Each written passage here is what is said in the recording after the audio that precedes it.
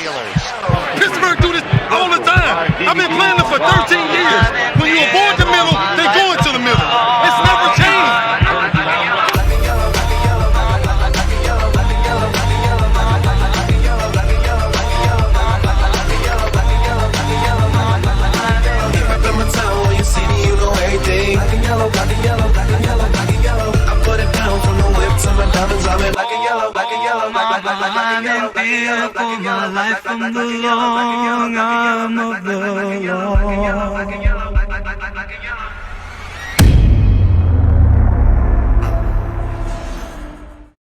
And welcome back to the fourth episode of the Steel City Sermon presented by Blitzalytics.com. I am your host, Mr. Roy Countryman. You all know me in the Blitzalytics universe as one of our scouts in the XFL and just generally a big football guy all around. So we're going to go ahead and jump right into the fourth episode here of the Steel City Sermon. And we got a lot of stuff to catch up on here. After a good victory, it's the Bengals. I won't say convincingly, but it was nice and refreshing to see Tomlin pulling out all the stops as he has this year completely and doing what was right at the time and benching Mason Rudolph. And that's what we're really going to jump into right away, is into our prelude and our starting thoughts. And we're right back in the thick of a playoff race, Steeler fans, Steeler Nation. We're in that 6th seed, but we're not very convincingly there. We need to keep putting up some strong performances here. We had some developments along our offense that were key and will be vital going down the stretch here for a possible playoff berth. But that first, like I said, Tomlin, I got to give you big kudos. You did what you had to here with benching Mason Rudolph. He had 3 points on 6 drives, and it just really was not impressive whatsoever. It kind of stemmed the whole way back to the Browns game. He was not looking like the person that we seen whenever we drafted him, and he just has little to no movement inside the pocket. He looks skittish. He didn't look like he could deliver the ball under pressure much whatsoever. His accuracy was waning in all portions to the field. He would make a good throw here and then 3 or 4 throws to follow it up that were just not up to par. So, and what really broke the camel's back was whenever he short-armed and one-hopped the ball to Deontay Johnson right after coming out at halftime. And that was the final straw. And I just got to give a big round of applause to Tomlin for stepping up. And we are still in a playoff race, guys. As much as last week I was talking, it was doom and gloom, but we're going to be on this momentum ride the rest of the season, and this week is no different. So the first thing I give credit to is Tomlin. Duck came in, and he was the spark that lit the fire coming out there. 2 passes in, he delivered that big strike to James Washington for 79 yards, the epic stiff arm and throw him in the next week, and I believe it was BW Webb lost his soul on that play, and that was just a big momentum shift, and we hadn't had anything like that, like I said, in at least a game and a half, 2 games, and it was nice to see. Not saying Duck was the next Hall of Famer coming out, because if you look at their stats, Rudolph for just example was 8 of 16 for 85 yards, and he did have that interception. He took 1 sack. When you look at the final stats for Duck, he was 5 for 11, had 118 yards and that touchdown, but he also took 2 sacks. But the stats really say they were kind of a toss-up. But when you're watching that game, you can see the spark and the lift emotionally the Duck gave compared to Mason. The ability to not only just step up and let it fly and not be afraid, as well as the escapability to get outside the pocket and run when he had to. Duck has no fear, and I'm not saying Mason is afraid of anything, but he has been shook this year. And it's going to be a test of his character to see where he comes back from this. I know he's a strong-minded person. He puts the work in, and he said he's been benched before in his life at Oklahoma State and through high school, so I wouldn't be surprised to see him come back. Probably not this year unless we see an injury to Duck or Duck comes out and throws 4 interceptions, which I'm really hoping not. But Mason, it's really on you now to see if you can take these steps and where you had your drawbacks and make them positives here. I know you had the work ethic to do it, but for the rest of this season, at least in my opinion, Duck will probably give us the best chances at going to a playoff berth, and that's something to say and behold because of Rudolph being a former 3rd-round pick. But that's where we're at, folks. Is we're going to be riding high with the Duck Man back here, right here, this guy right here, the Duck Man. And The other big development that we had was the return of Benny Snell, and we got Benny Snell football, Steeler Nation. He just was churning out yards, busting tackles, and not only that, we have had another breath of fresh air and a new addition in Kareth White. We haven't seen this kind of speed and explosiveness on outside runs yet this year because they just didn't have that type of talent in our backfield, and it was very refreshing to see that 1-2 punch in Benny Snell, the grinder between the tackles, breaking tackles, and powering through the line of scrimmage. He's going north and south, not really a lot of dancing east and west. And then you have, Kareth White as the two punch just coming up, and we're still mixing in a good blend of Jalen Samuels on third down, but he has not impressed me that much. His vision has been below the line. He has caught a lot of passes, but his pass protection is scary at some points. Trey Edmonds is a nice back. He had some good runs. I wouldn't be afraid to keep him as like a fourth running back and core special teams player because he is a standout there. But the two guys we're going to be keying on the rest of the year was that addition of Kareth White and Benny Snell getting back healthy. So we need to keep establishing that run. That was exciting to see. I love Benny Snell football. It harkens back to the days of power football with Jerome Bettis whenever I first started watching the Steelers. So that was just amazing to see. So our two highlights were the Duck Hodges, and then we got Benny Snell and Kareth White. And then, hey, how about the defense coming through yet again this year, Steeler Nation? We had Bud Dupree continually building on his breakout performance, the strip sack, not only that, and then reaching that big old claw out and still getting the fumble recovery as well. You had Devin Bush, who gave up a completion but didn't quit on the play. That kind of explosiveness and talent that he has always seems to show up in some way, knocking the ball out, forcing a fumble, and then even more so, Minka Fitzpatrick getting a tiptoe along the tulips over there along the sideline, picking that ball up, staying in fair game, and getting us the ball back for a huge turnover there. So that was another one. And Joe Hayden, I know everybody's talking about Steven Nelson, and for good reason. He has been a shutdown corner for us. Actually, probably top 10 in the league this year. But Joe Hayden with another 3 pass defense this past week. So just big time performances across the board. And that's the way we're going to win football games, Steeler Nation.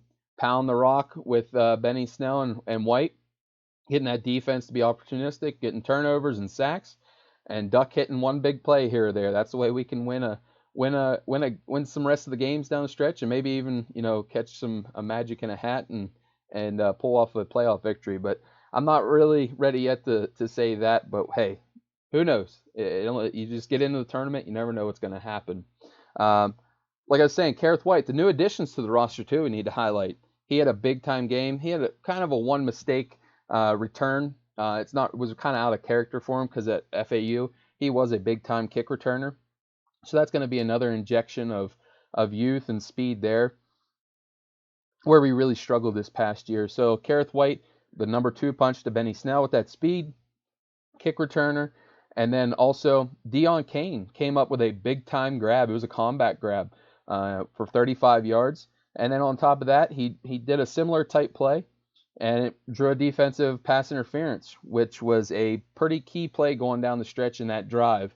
And it was impressive to see his attitude, his speed, and I want to see more of it, especially with Duck not be afraid to just wind it up and let it loose. Let's see some 9 routes and some explosive maybe combat catches for Cain down the stretch here. So I'm excited to see both of them guys. And unfortunately, we didn't get to see my boy Tuzar Skipper last week, so I'll keep hoping to see him in coming weeks as he was inactive. But hey, Tuzar, keep your head up. You got some got a future here. Let's keep with it, and I'm excited to see you. But Deon Cain, Kareth White, you flash, buddies, you flash, and I'm impressed. So, and the final thing that I'd like to highlight on here on the prelude is our special teams guys. Outside of the kick return game, our punt return coverage has been good. Whether it's been Artie Byrne, Justin Lane came up with a big tackle last week as a gunner. Johnny Holton he hasn't been a great receiver, but man, has he been a standout on special teams as a gunner and on kick returns. So that guy, big tip of the cap to him. But in this game, it was Chris Boswell going 3 for 3. He has just been money all year. He missed 2 kicks, I believe, this season.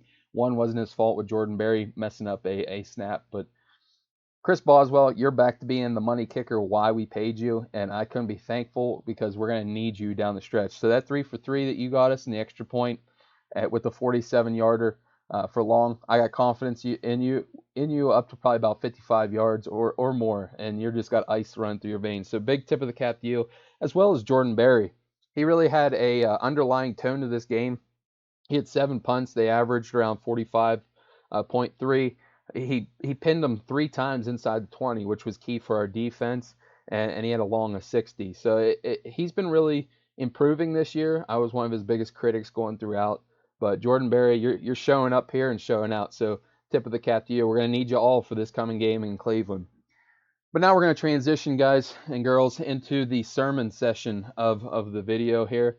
And last week we talked a lot about, after the doom and gloom loss that we had, upcoming free agents and the way they were going to approach it, contract-wise, what they were going to get into.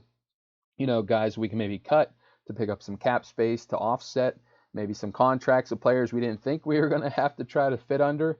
And I know there's some stuff even I gotta brush up on, because there is no CBA past the 2020, which makes it even harder to be able to offset our contracts like we usually do with signing bonus money. So anybody that's a Steeler fan, we actually want them to come do an extension of the CBA or a new CBA agreement before the offseason starts here, because it'll help with us making waves out. If not, it's going to throw a big wrench into our plans, as I was talking last week. They're going to have to cut a lot more players to keep some, because they're not able to offset some of the cap delays in previous years or in subsequent years. And it could get really interesting. So anybody that's a Steeler fan, the Steeler Nation, we want a CBA extension or a new CBA in place. And that way we can get right into this with the contracts, as I was speaking on the last episode. But with this week at blitzlytics.com, my first mock draft dropped, and it really got my blood flowing for scouting and for the draft season that's coming upon us here very quickly. There's already a number of teams that's already been eliminated, and as if you had seen on blitzlytics.com, my mock draft, we all know the Steelers don't have a first-round pick, so that made me really take a deep dive into looking at the picks that we do have, and maybe forecasting some players early on here for each position, because a lot of things are still up in the air. Draft positioning, some of these picks that I might make now might look silly by the time April rolls around. A lot of these guys might be higher, some might be lower, depending on how the draft circuit works, and we all know sometimes that's not always right. You don't want to just look at the big numbers at the combine and look at what the people do at the pro day. You want to take all the ingredients and make one big cake with it. As you're getting the athletic numbers, you're watching the tape, you're reading the backgrounds on these players, finding some personal history about them. It all goes, like I said, one big cake. You got to ingredient all of it together, and you got to bake it and simmer. And the baking process is once you get them in your building, maybe for a visit or after you're drafted, and see how your coaching staff can implement them. So there's a lot of stuff that go into the draft process. I know it's one of the hardest things, but it's one of my favorites. So we're going to jump right into it here, and I'm excited for this. As I said, the 2020 Pittsburgh Steelers first round pick is Minkah Fitzpatrick, and I would be willing to pay that every single season for the next probably 5 to 6 years because of his impact he's had just this season. I keep dreaming sometimes about what this season could have been with Big Ben at the helm and this opportunistic defense. I don't think we would have been talking about our offense being stagnant. I think we would be talking about us as a possible number 3 seed, maybe a number 2 seed, and we'd be battling out with Baltimore for that divisional crown. But as we know, Baltimore right now kind of took a step up in class, and they are the class of the AFC North in my opinion. But that first round pick, I'd gladly give it away. And the one thing that everybody forgets in that trade is we parlayed a 5th round pick into a 4th round pick to improve, like, say, 20 spots. So that's going to come up a little bit later in our mock prospect that drafted there. But our first pick in this coming draft is actually going to be a 2nd round pick, and that's not a real big problem because we do have a veteran roster. We have a lot of high-end talent. But we are going to have to start supplementing some positions here, and one of the ones I'm going to highlight here real quick, and it's by a prospect that's really rode a wave of momentum now that we know he's eligible for the draft. He still has a decision whether or not he's going to enter, and that's Mr. Pat Freiermuth from Penn State. He's a tight end. This year for the Steelers, we really had some uneven play. I know Kevin Colbert went out and spent some draft capital for Nick Vannett, who's an upcoming free agent, so he's going to have to make a decision about him if we're going to keep him as a retained free agent this coming off season. But also Vance McDonald. Last season he was a monster. We all seen the similar type of tackle breaking ability as James Washington. But this season, I don't know if there's a nagging injury that's been hampering him. Um, he's just not been the same. I know he's up there in the team league for touchdowns and whatnot like that. But you can just see it on a play-to-play basis that he's not. I don't know if he's frustrated with his role or if he's injured or what's going on, but he's just not simply the same person. And as we all know, he has a decorated history of injury problems that'll pop up. Not really his fault, but he always seems to be that guy that gets the unfortunate injury. Not since we really had him. He's had some nicks in the armor here and there, but overall in his career, he's really had a problem staying healthy consistently. So we're going to look at a tight end. And I know we drafted Zach Gentry last year. He's more of a pass catcher. They're developing him. I think they're forecasting him maybe to take a step similar to a Matt Spaeth because he has a lot of similar dimensions, similar type player. He needs a lot of refinement as a blocker, so he's going to be somebody I think is going to be contributing next year, good or bad. I don't know whether that's for the coaching staff to say. I wasn't that tremendously high last year on him, but we always have upside here, and you never know inside that building what their thoughts are. But for this pick, Pat Freiermuth from Penn State. Everybody keeps calling him Baby Gronk because he is 6'5", 260 some odd pounds. This guy, I'm not saying he's Baby Gronk, but every time I watch him, I harken back to Heath Miller whenever we grabbed him from Virginia. He's just a big body. He knows how to secure a catch. He knows how to shield away defenders. He can work the seam. He can work on wheel routes. He can go be utilized, as a move tight end in line. He shows good 1-2 as a run blocker, and that means a lot in our system. But also the ability to be a move blocker in our systems with a lot of our counter traps and whatnot like that. This prospect fits us perfectly. And if he's here at the second round, I don't see any player that I would rather have. We can inject him into our offense next season, getting Big Ben back.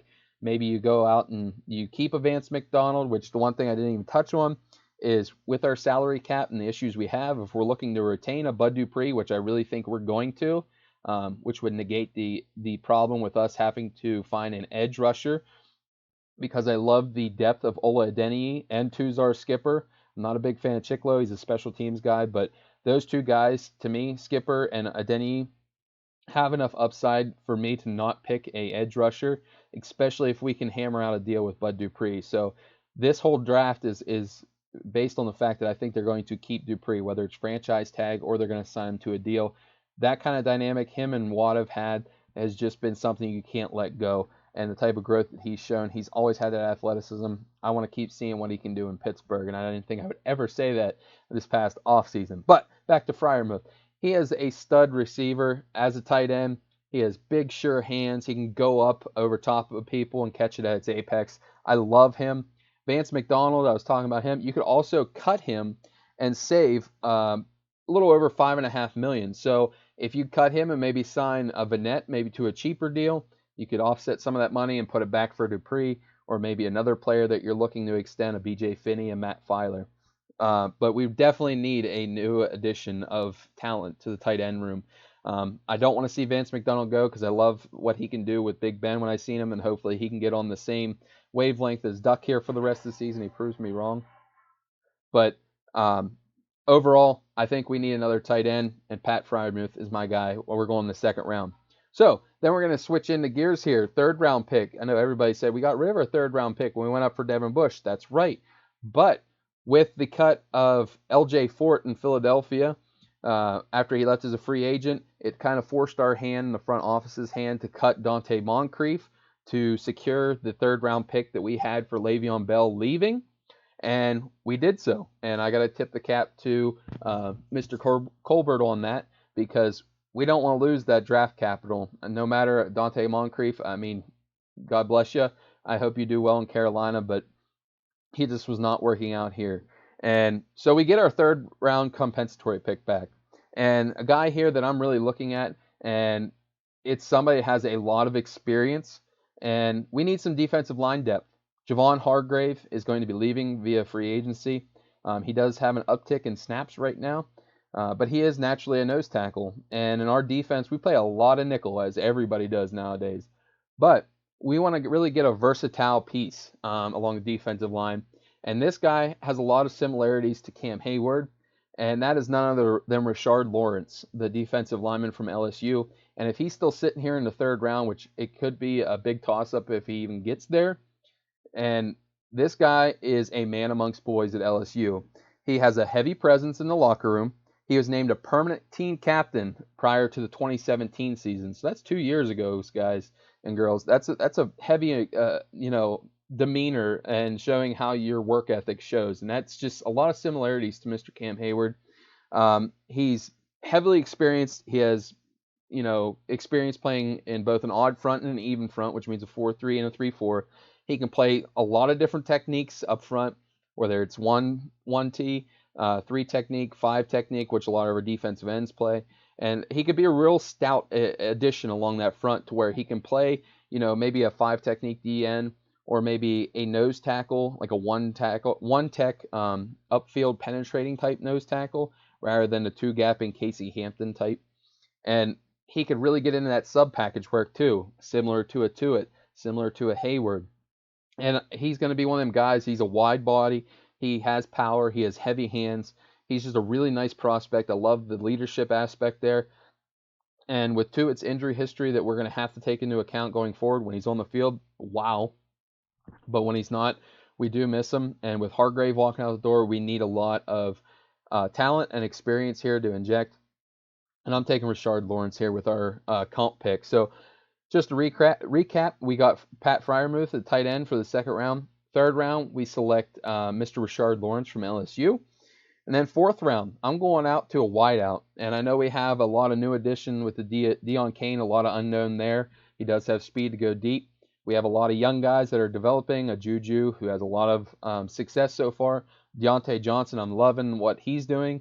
The ability to get open in short areas and get separation is impressive.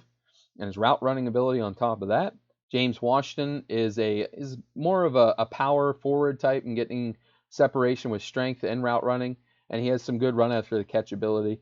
But in my opinion, we're really lacking that big, tall, rim defender almost, if we're borrowing a term from basketball. And I want to see a guy that we can toss the ball up to downfield. Not saying James Washington, as he does have that length, couldn't be that guy. And not saying Deon Cain can't be that guy that has the speed to burn downfield like a la Mike Wallace. But the guy I'm targeting is Isaiah Hodgins from Oregon State. If you watch this guy's highlight tape, his hands are simply ridiculous. He makes one hand grab after one hand grab. He knows how to box out people. He can go up and get the ball at its highest point. And the thing for him that's really valued in our offense, he can be dispersed, whether it's at the X receiver, the Z. He doesn't play a lot of slot, but he knows how to play there. And our offensive coordinator and Ben really loves to be able to have versatility in lining up in different positions. So that on top of the 6'4" frame, and I believe he's over 200 pounds, long arms. He has good speed. He has speed that's quickly hit at top speed. It doesn't take a lot of time to build up. Plus the vertical ability of going up and get it, I think is a lacking part in our offense. I think it would have helped Duck Hodges and Mason Rudolph as of right now. Not saying the receivers aren't coming along as they are, but it just seems like that one ingredient to the steak we're missing. And I want to season it here a little bit. So Big Ben, we're getting you a big target, and we want to see some downfield presence with him, Isaiah Hodgins, in the fourth round. Then, and that was the Dolphins pick, mind you, that we got back from Mr. Minkah Fitzpatrick trade. So we really have 2 fourth-round picks, Steeler Nation here. And we give up our 5th round pick, which is really just a 20-pick trade-off you can look at here. Whenever you trade, like, say, a 4th-round pick for a 5th-round pick, you're usually trading about 20 to 22 picks away. You're moving up or moving down. And right now, we're going to get an additional 4th-round pick. And this is a guy that I am in love with. And I know Steeler Nation might bash me for this, but the front office can't be that happy right now. I know Mason Rudolph is taking his lumps. They're going to stand behind him. But as of right now, we are starting an undrafted free agent. Not saying I don't love his story. I love Duck Hodges. He has some moxie to him, and he has that it factor that you don't always get. But if I have the opportunity to select another passer here that's very talented, I'm going to do so. And I think the Steelers would be smart to keep looking. Not saying that Rudolph can't be that guy, but he needs a lot of refinement. This year's kind of a wake-up call for him to see the things if he can succeed at to be a starter in this league. but we really have a 2 to 3 year window here with Big Ben. And if I get the opportunity here at the 4th round to select one of my favorite passers in this draft, I'm taking him. I'm running to that podium. So at the 4th round, the second 4th round pick of our 2020 mock draft here, that's KJ Costello from Stanford. Blitzalytics, all the scouts and guys know my affinity for him. If you go back and watch tapes prior to this year, because he's had a horrible year with injuries, concussions and different injuries and whatnot, he makes big time throw after big time throw. He's a pocket passer. He can run an offense. He can make audibles, switch the coverage or the blocking schemes. He can throw every throw you want. Good arm strength to great. I won't say the top of the scale, but he can make every throw you want with good velocity, throw with anticipation. He's used to throwing to big body targets like, Caden Smith was one of his best friends a few years ago. J.J. Arcega-Whiteside was also a big target of his. Colby Parkinson. This guy, if you watch him, has the moxie, has an it factor. Yes, he'll have some swoons where he'll go up and down, up and down. But I think if you put him in an NFL locker room with a quarterback coach that can really unlock his potential, he has some escapability. Yes, he'll sometimes sit in the pocket too much and get crunched for it. But the upside here in the 4th round, I see no other reason why not to take him. Even if you let Rudolph be the backup and you let him and Duck Hodges fight for it, you have to take this type of prospect. My opinion, he's a starting caliber quarterback at the next level. I got to dive into the tape some more. That could be a hit on my thoughts of a draft prospect. But I fell in love with Kyler Murray last year. And first time I watched about 3 or 4 tapes of Costello, I was convinced, and I'm going to have to be convinced otherwise. And I love this guy as a prospect. Might be me being just bullheaded, but I'd love to see him come to Pittsburgh, learn behind Ben. He's a big-bodied quarterback, too, with a good arm.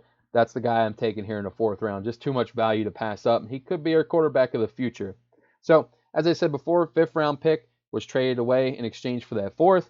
So we're moving right into the 6th round. This, guys and girls of Steeler Nation, this is where it gets hard as a draft analyst to try to start projecting players, because you can usually get a good feel like where the top 100 are going, maybe the top 3 to 4 rounds of players.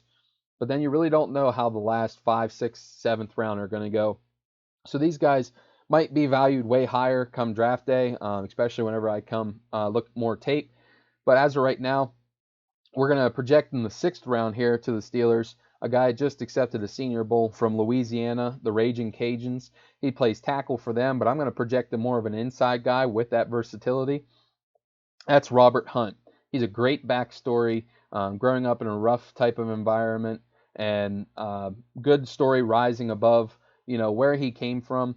Not saying a real rough neighborhood, but just had to work his way to where he's at now. He has good athleticism, good lateral agility for an offensive lineman, and he's powerful. He has experience playing basketball as well. He was a center, has good foot quickness, and he's going to be one of them guys that we're going to project as a project going forward, because we have a lot of guys now. Our depth guys are getting a little older or getting projected into starting lineups now. As I talked in the free agency portion last week's episode, that I think Ramon Foster should be cut. B.J. Finney should be inserted as the left guard.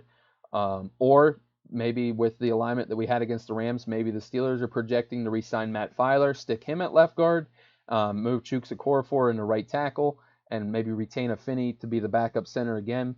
But right there, you're just depleting your depth along the offensive line, and we need another injection of talent here. So I'm going to take a guy that has versatility. He played tackle initially all his years here in Louisiana, but I think he can also play inside. So that's Robert Hunt. I'm going to go with him in the 6th round. Said he could be, by the time draft time comes around, the more I dive into his tape, I might elevate him even out of this range. But as of right now, 6th round, we're going to take Robert Hunt. And 7th round here is a guy that I'm a personal favorite of. I've been watching a lot of him, and I love players that come from the Temple University. They're just tough-minded players. They play a game in the right way.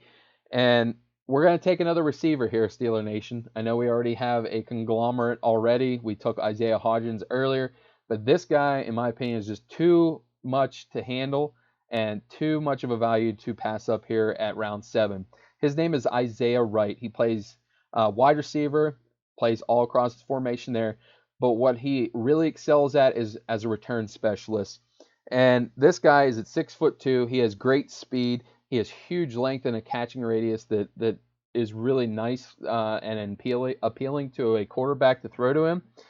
He's 220 pounds, so he's thick. He can run after the catch. And this guy has the vision and the impact to set up blocks as a kick returner that not many people have. I just love his game. He has so many similarities in my eyes to a Cordero Patterson, who I love as a player, as the way to be a gadget type, get into the formation all over across the board. And I think he could really be a diamond in the rough right here that Steeler Nation would love to maybe have here.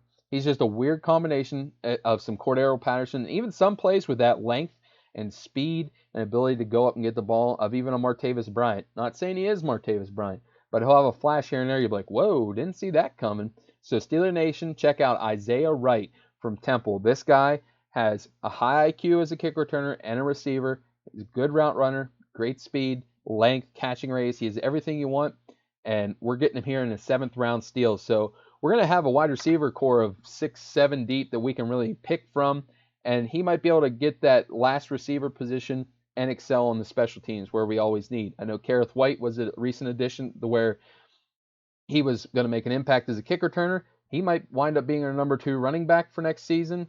Not saying James Conner ain't going to be effective, but the injury history keeps coming up with him. I didn't select a running back here because of Benny Snell's development and a Kenneth White, his development as well.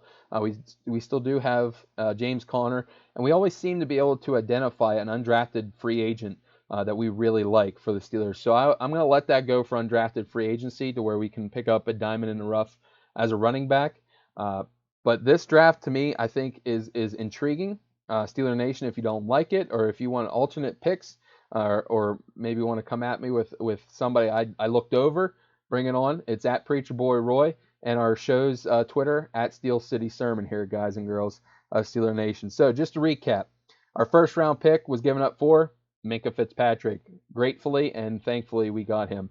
Second round pick, Pat Freiermuth from Penn State, which I didn't even highlight with him that he is eligible for the draft because he spent 5 years in high school. Only because it wasn't that he was held back. He just spent it as a prep year, is what they're calling it. So he is eligible for the draft as a true sophomore because he spent 5 years in high school. You have to have 3 years removed from high school to be eligible for the NFL draft. So Pat Freiermuth with our second round pick, tight end from Penn State. Third round pick compensatory for Le'Veon Bell, Rashard Lawrence, defensive lineman, LSU. Fourth round pick, Isaiah Hodgins, the big lanky wideout from Oregon State. Fourth round as well, our own. The other one was from Miami, is KJ Costello, the quarterback from Stanford, to light up some more quarterback competition going forward behind Big Ben. Sixth round is Mr. Robert Hunt, the offensive tackle, possibly offensive guard from the Louisiana Raging Cajuns. And then one of my personal favorites, the 7th round pick, Isaiah Wright, wide receiver, return specialist from Temple. So, Steeler Nation, come at me here at Steel City Sermon. Let me know what you think.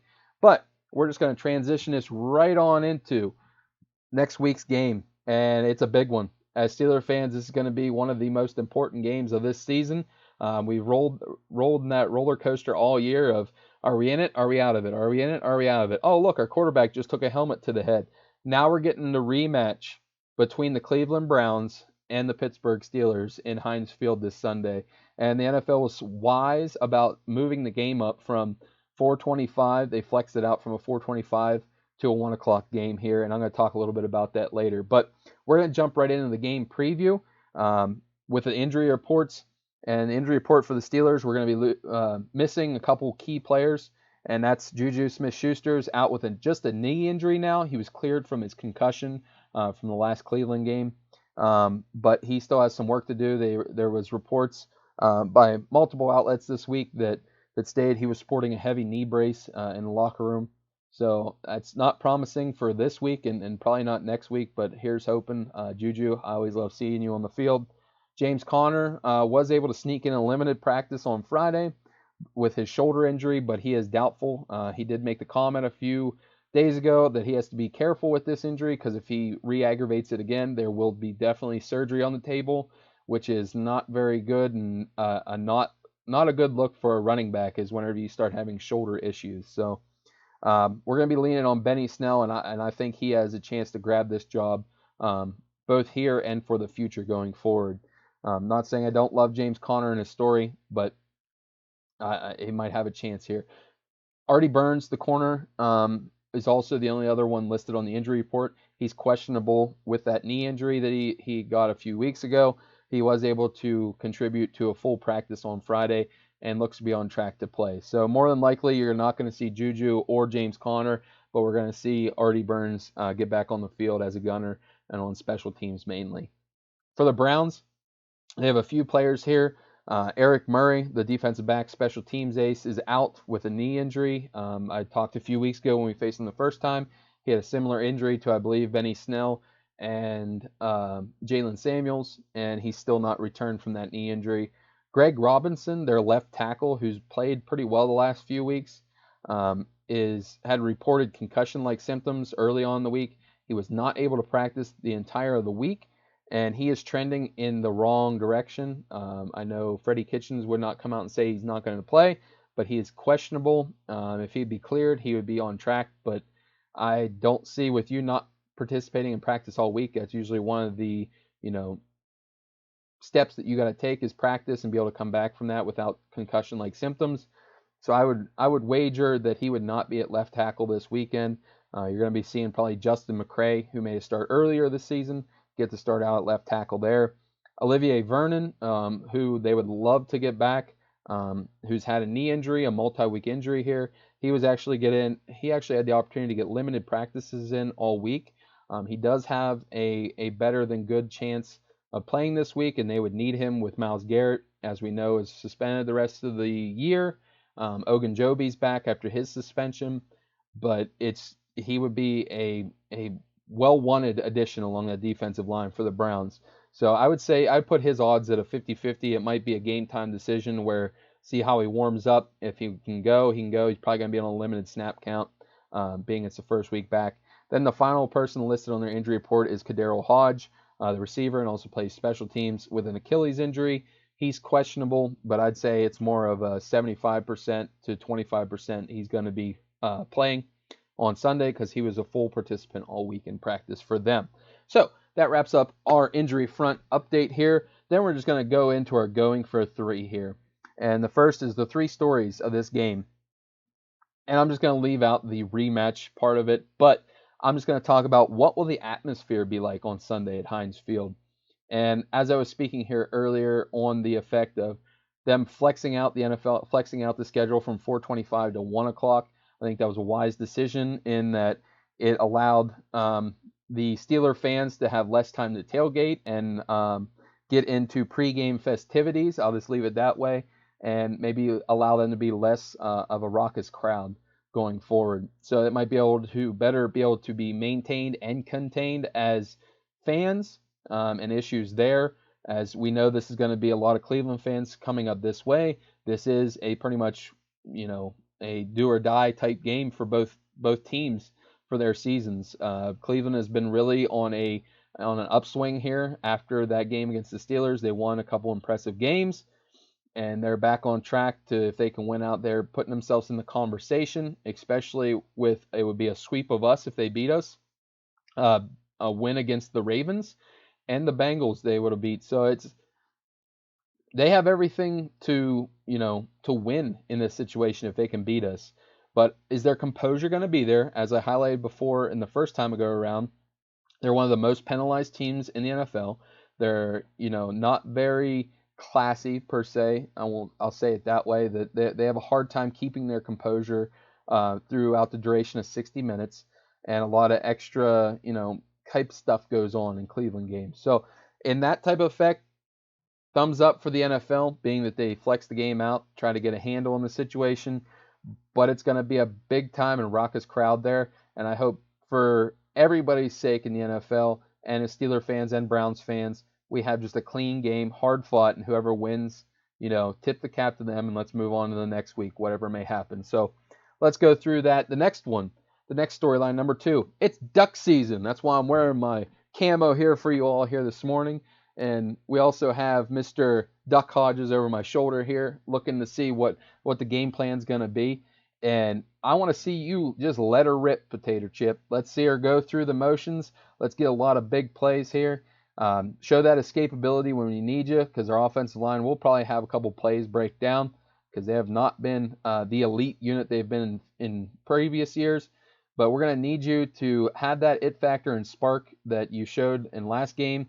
Make your 1 or 2 big throws that we need you, but depend on that play action game from Benny Snell and Kareth White that we're going to have. And that's going to be, Duck, just don't lose it for us. But when that big play's there, you just let it fly, and let's ride with you. I have all the confidence in the world. We have nothing to lose.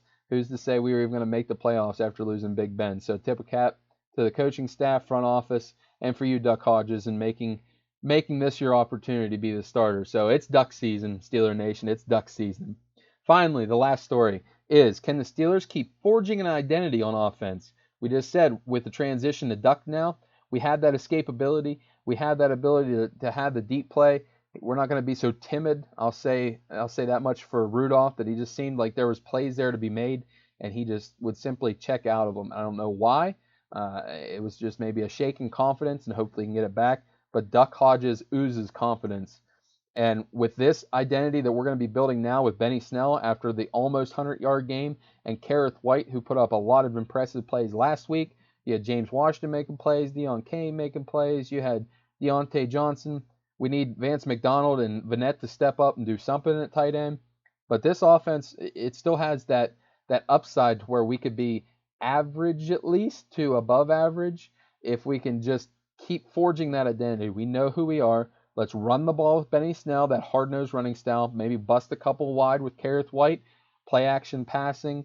Hit those couple big plays when they're there, and let's make this a ball game. Make this a fun matchup that we're going to see going forward. So those are our 3 storylines. Now we're going to dump into our 3 matchups to watch.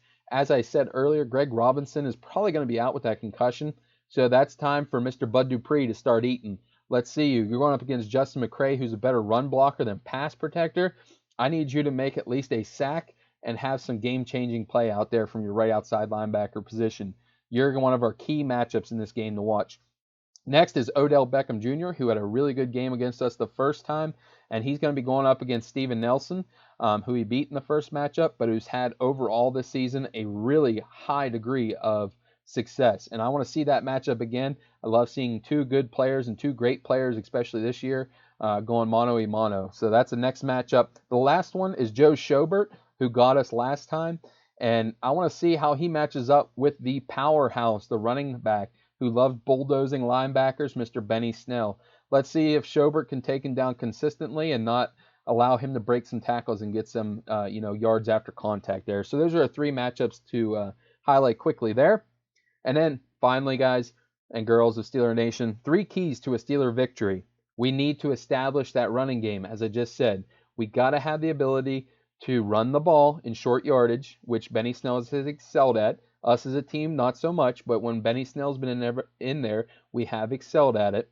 We need to establish the running game, even for just the threat of play action pass, and keep some guys in the box whenever we can hit some deep plays against maybe some lighter coverage. Second one, get Duck in a rhythm and let him take his shots, Mr. Fiechner.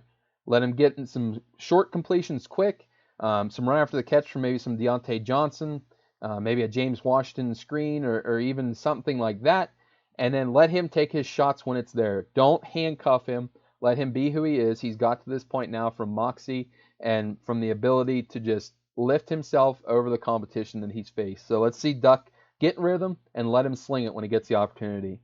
Finally, the final point and the final key to victory. We must get pressure on Baker Mayfield, but not allow him to break contain. This is where Cleveland killed us the last game. We would get consistent pressure on them because their exterior, their offensive line is not that good. Their interior offensive line is pretty good.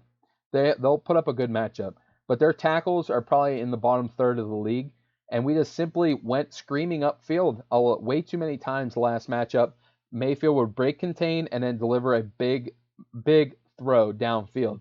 We cannot allow him to break contain, attack him inside the pocket, and do our work there. So defense, that's your task.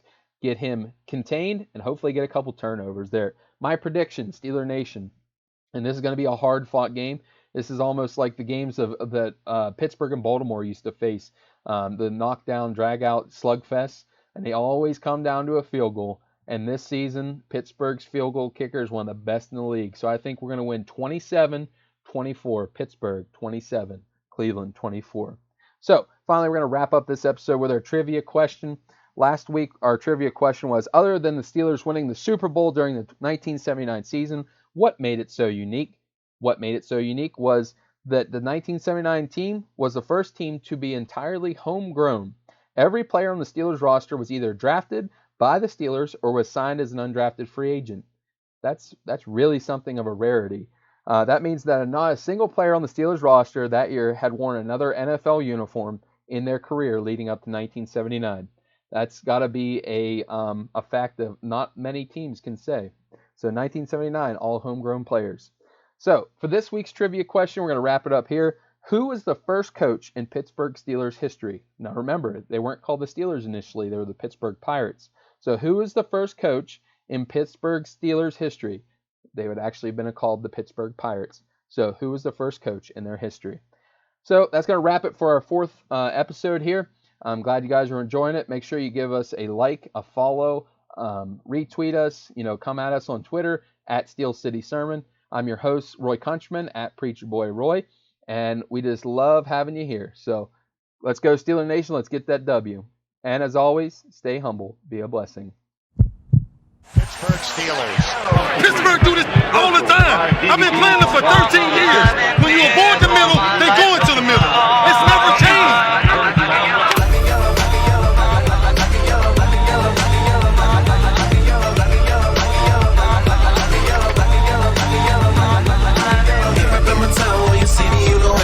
Black and yellow, black and yellow, black and yellow. I put it down from the whip to my diamonds. I'm in black and yellow, black and yellow, black and yellow, black and yellow, black and yellow, black and yellow, black and yellow, black and yellow, black and yellow, black and yellow, black and yellow, black and yellow, black and yellow.